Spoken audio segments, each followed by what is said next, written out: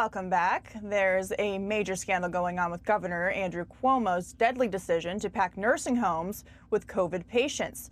Instead of asking his brother about the disastrous mishandling, CNN's Chris Cuomo decided he'd rather joke around instead.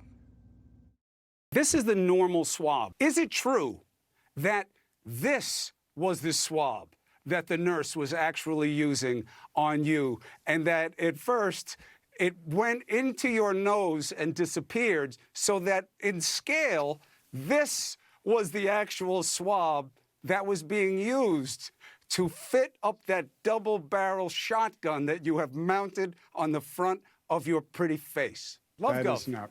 Come on, which was This it? is not love. This is not love. Gray?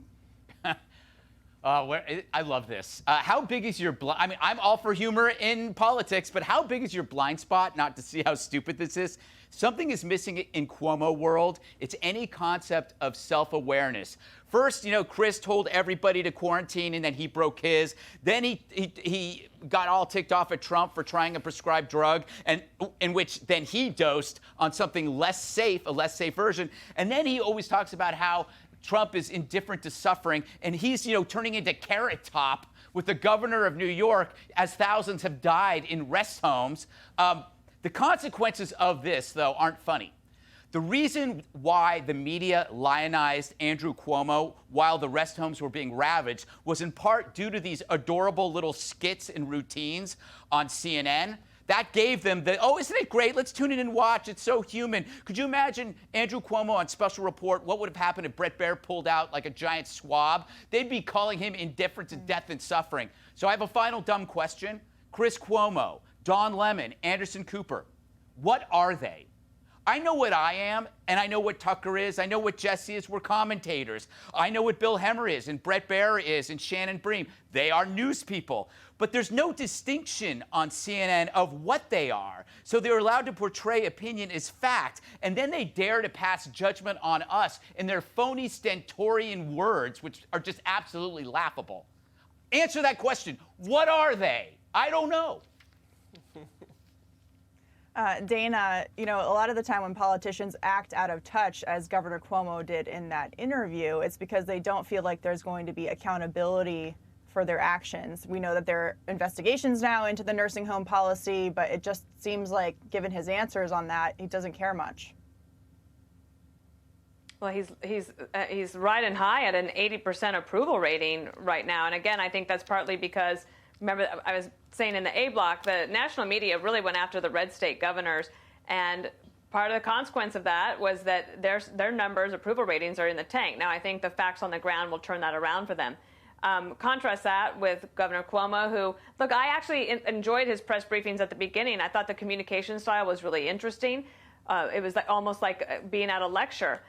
And then, however, I think that you have to question his judgment about going on his brother's show last night, because there is a real question right now that people want to know about the nursing homes. When he was asked about it recently, he said, well, I was just following CDC guidelines. But he said Trump's CDC guidelines. But there were other things that he did that he thinks, that Trump didn't do. So he's trying to pass off a really horrible, catastrophic decision on President Trump. And then, going on his brother's show, I don't think he knew about the little joke that Chris Cuomo was going to play, but it's happened enough that I think you have to wonder about the judgment of the guy and why he has an 80% approval rating. Yeah, Juan, these interviews are always back and forth, jokey in a difficult time. What about the families who have lost family members as a result of this policy? Mm-hmm. Well, I mean, again, what you just heard from Dana is the governor's rationale. He said that, in fact, the federal government was saying that you don't want to overburden the hospitals, and if it's possible, keep those folks in the senior citizens' homes. It turned out to be a terrible decision, and I think everybody's got to take responsibility. In terms of that skit that we saw, I think you're right on, Katie. I mean, I think we're going through a tough time. I don't think that's much to laugh about, but I don't think, in all honesty, that anybody's going to stick that huge swab up their nose. Nobody's going to do that. I mean, when, by comparison, you see people hoarding and talking about hydroxychloroquine or whatever after the president says he's taking that.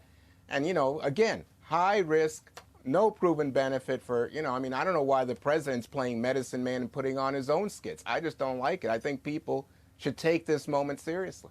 Doctor, prescribe that to him. Cuomo, what did Cuomo use? Yeah, and this No, he asked the doctor. The segment Yes. is a White House doctor. Okay, the segment is not about hydroxychloroquine. It's about the fact that Andrew Cuomo, the governor of New York, had a policy in place that required older patients to be put into nursing homes who then spread the disease around and killed thousands of people as a result of an executive order. So that's what we're talking about. We're not talking about hydroxychloroquine. Jesse. Well, just on hydroxychloroquine, the only thing I would add would be that Andrew Cuomo, the governor, ordered 70,000 doses of it for New York. So if it's really that bad, why do you order 70,000 doses, Juan? The other thing is the CDC guidelines did not suggest you bring in infected patients into nursing homes. This is what it said. I read it.